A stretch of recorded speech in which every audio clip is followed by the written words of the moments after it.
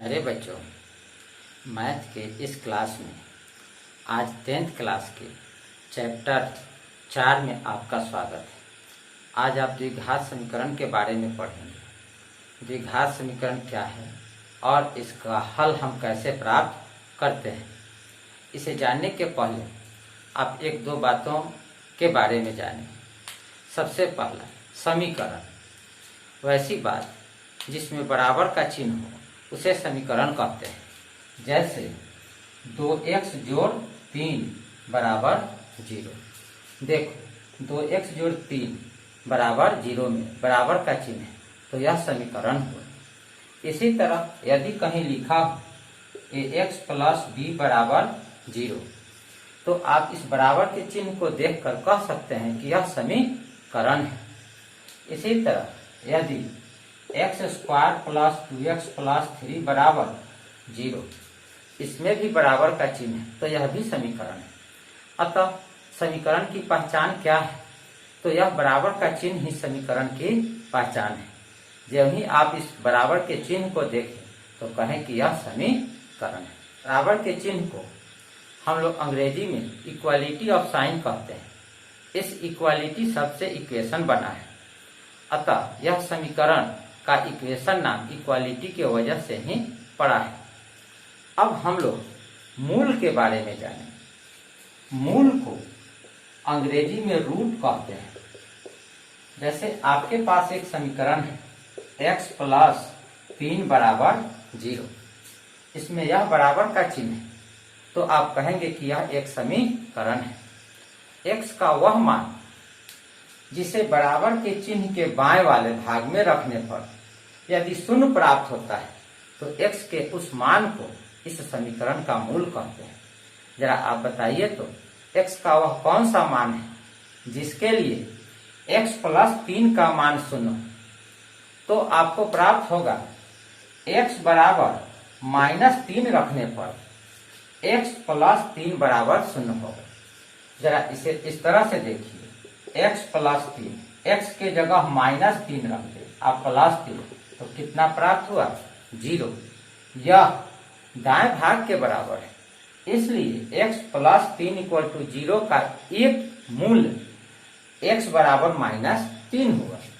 अब एक दूसरे समीकरण पर विचार करते हैं। लिखा हुआ है x स्क्वायर -9 इक्वल टू 0। आप x का वह कौन सा मान रखिएगा जिसके लिए इस समीकरण का बायां भाग शून्य के बराबर। तो अगर आप सोचेंगे तो प्राप्त होगा x बराबर 3। यदि हम x को हटाकर 3 रख दें, 3 का स्क्वायर घटाओ 9, 9 घटाओ 9 बराबर 0। इस तरह इस समीकरण का एक रूट x बराबर 3 प्राप्त हुआ। यदि आप x के जगह -3 रख दें तो क्या प्राप्त होगा? -3 का स्क्वायर घटाओ 9, और इस -3 का स्क्वायर 9 और घटाओ 9 बराबर 0। तो आपको यह प्राप्त हुआ कि -3 भी x स्क्वायर -9 बराबर 0 का एक मूल है। अतः इस समीकरण के दो मूल प्राप्त हुए, x बराबर 3 और x बराबर -3। वैसे समीकरण जिसके महत्तम घात 2 हो तो उसके दो मूल प्राप्त होते हैं। जिसके घात 3 हो उसके अधिकतम 3 वास्तविक मूल प्राप्त होते हैं। अब हम लोग एक ऐसे समीकरण के बारे में विचार करेंगे जिसका सामान्य रूप ax square plus bx plus c equal to 0 होता है। इस तरह के समीकरण को हम लोग द्विघात समीकरण कहते हैं। और इस द्विघात समीकरण में a का मान शून्य के बराबर नहीं होता है। a, b और c वास्तविक संख्याएं हैं। आप इसे नोट कर लें और इसे याद कर लें।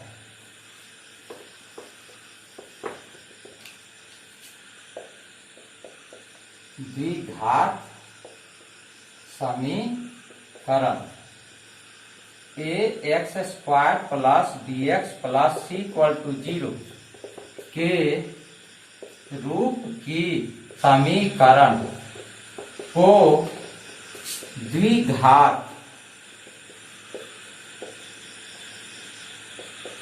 समीकरण कहते हैं जहां a does not equal to 0, a b तथा c वास्तविक संख्याएं हैं x चर है। उदाहरण x square minus 5x plus 6 equal to 0, x square minus 9 equal to 0 और तीसरा उदाहरण x square minus 5x equal to 0। जरा ध्यान दीजिए, पहले उदाहरण में चर x का महत्तम घात 2 है, इसलिए यह द्विघात समीकरण है। दूसरे में भी चर x का महत्तम घात 2 है, इसलिए यह द्विघात समीकरण है। इस तरह हम लोग किसी समीकरण में दिए गए चर का महत्तम घात 2 हो तो उसे द्विघात समीकरण कहते हैं। अब द्विघात समीकरण का हल, द्विघात समीकरण का हल या मूल x इक्वल टू अल्फा को द्विघात समीकरण ax square plus bx plus c equal to 0 का हल या मूल कहते हैं। यदि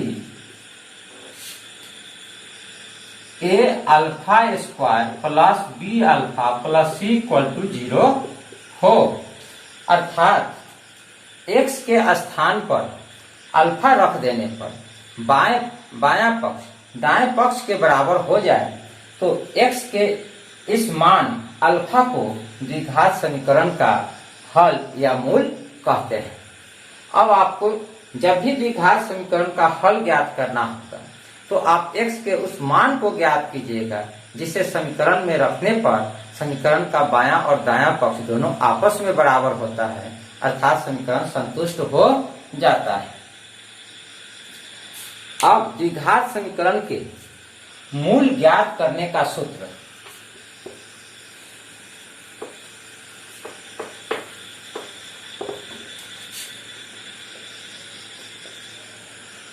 द्विघात समीकरण के मूल ज्ञात करने का सूत्र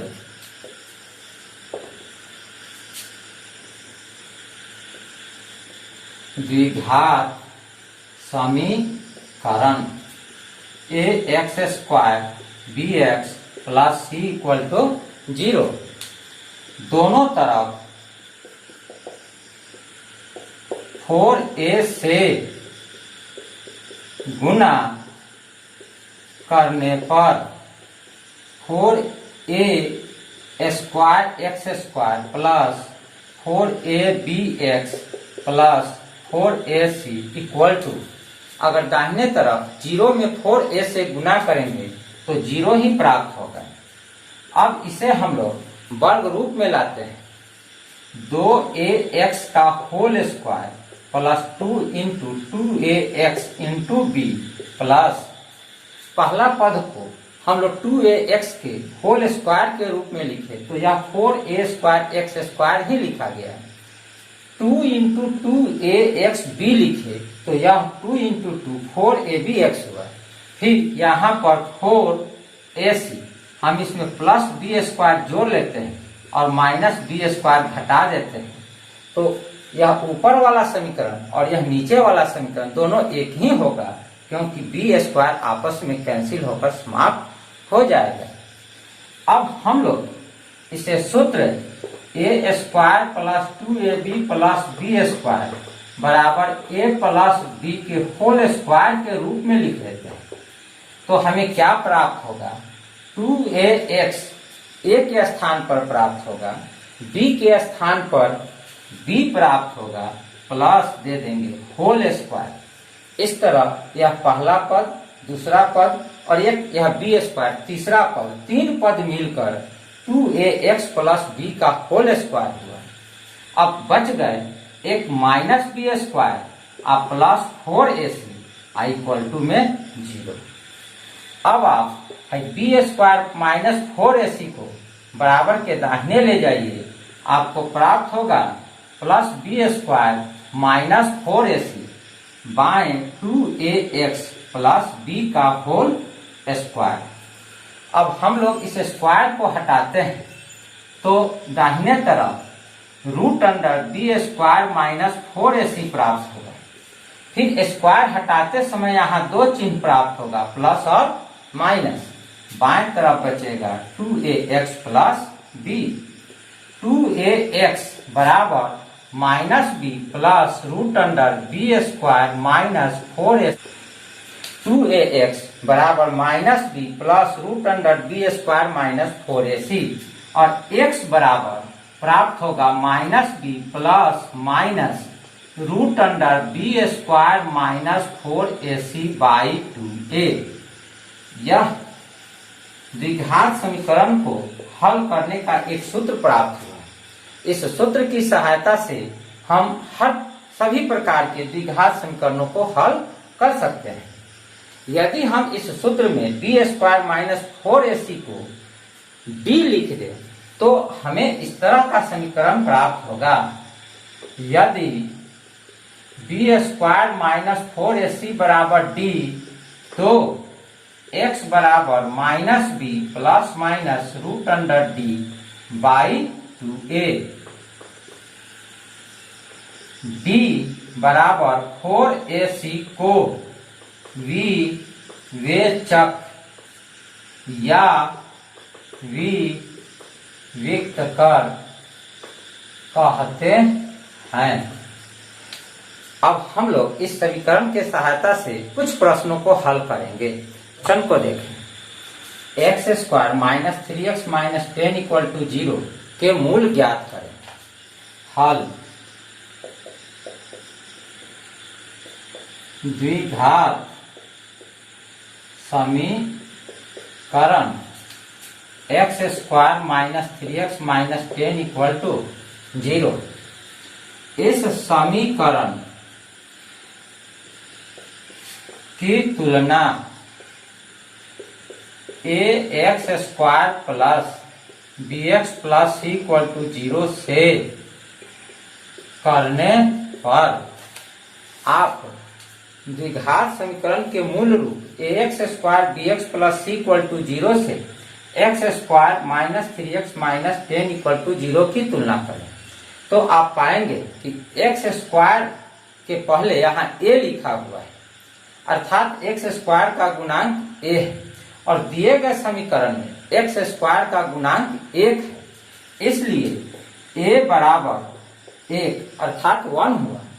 फिर x का गुणांक b है और दिए गए समीकरण में x का गुणांक -3 है, अर्थात b का मान -3 अर्थात b बराबर -3 हुआ।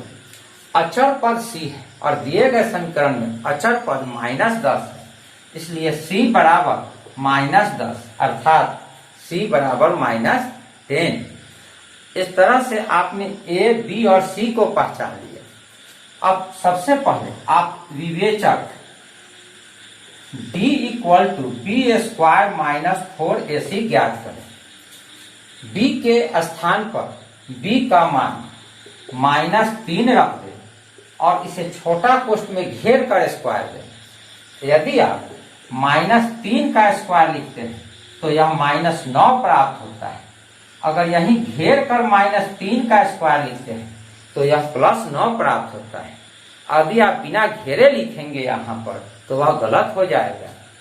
अब 4 इंटू a के जगह 1 और c के जगह -10 लिखें। -3 का स्क्वायर 9 -4 इंटू 10 40। यहाँ पर 2 माइनस है तो यह गुना होकर प्लस हो जाएगा, अर्थात यह होगा 49 49। अब जो फॉर्मूला आप थोड़ा देर पहले पढ़े हैं कि x equal to minus b plus minus root under d by 2a। इस सूत्र में आप b का मान, d का मान और a का मान रखकर सरल कर दें, आपको x प्राप्त हो जाएगा।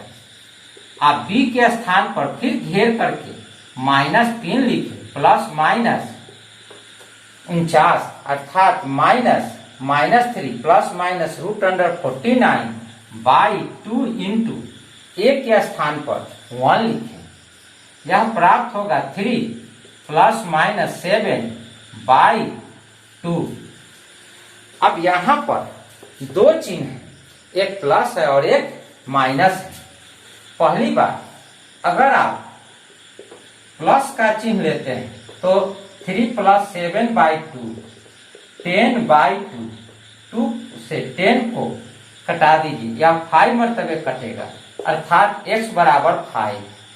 फिर x बराबर 3 माइनस 7 बाई 2 माइनस 4 बाई 2 कटा दीजिए, आपको प्राप्त होगा -2। इसलिए दिए गए समीकरण का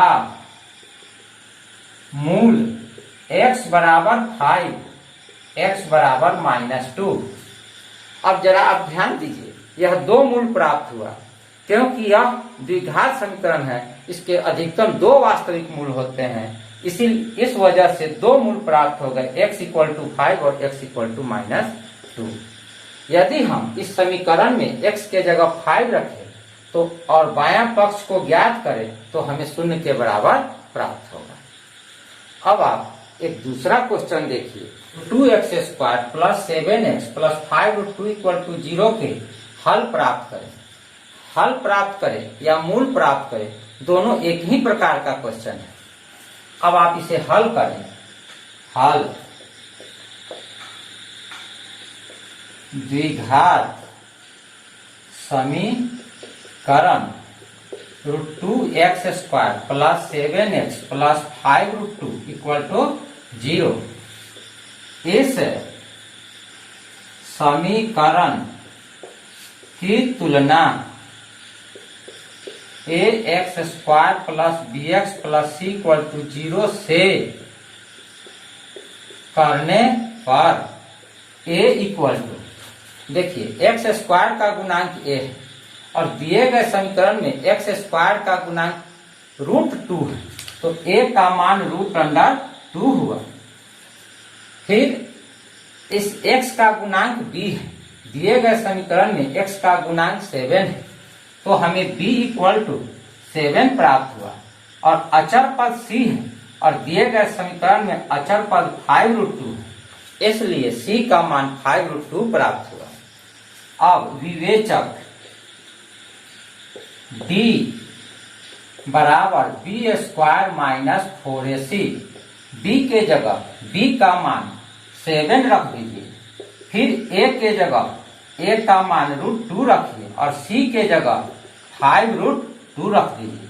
अब इसे हल कीजिए, 7 का स्क्वायर 49 और इसे जरा गुना कीजिए, √2 × 2 2 इंटू 5 × 2 10 और 10 × 4 40 अर्थात 49 माइनस 40।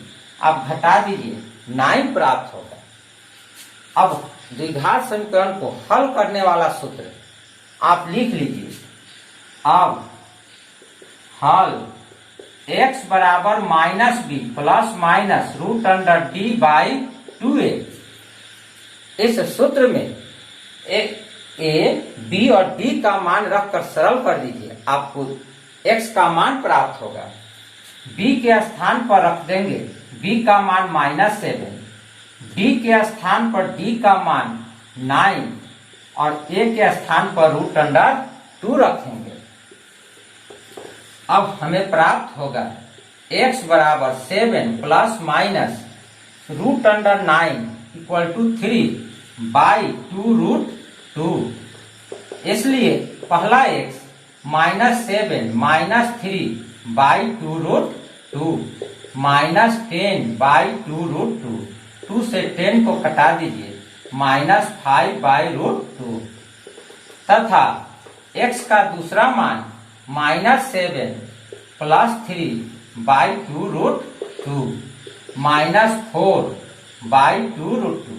आप इसे कटा दीजिए, यह -2 प्राप्त हुआ। आप चाहें तो 2 को 2 बार लिख दीजिए इस रूप में, -√2 × √2/√2। एक √2 से एक √2 कैंसिल हो गया, √2। अतः फल प्राप्त हुआ x बराबर -5/√2 और x बराबर -√2। इस तरह हम देखते हैं कि x के दो वास्तविक मान प्राप्त हुए, अर्थात दिए गए समीकरण के दो वास्तविक हल प्राप्त हुए, एक -5/√2 और दूसरा -√2। इस तरह से आप एक्सरसाइज 5 के 5.2, 5.3, 5.4 एक्सरसाइज के सभी क्वेश्चनों को बड़ी आसानी से बना सकते हैं। अब अगले दिन इसके आगे के क्वेश्चन हम बताएंगे। धन्यवाद बच्चों।